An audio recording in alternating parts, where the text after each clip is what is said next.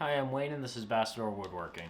Today we are doing a race car from the Dollar Tree.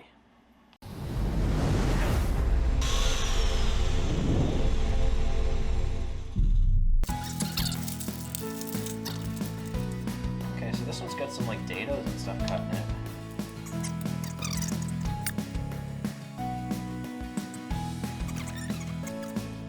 Alright, next I put my axles through.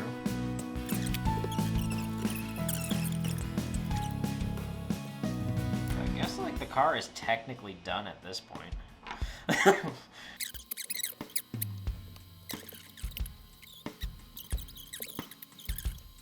This one kind of just goes like, hey, like here's how to build the beginning, now just go for it.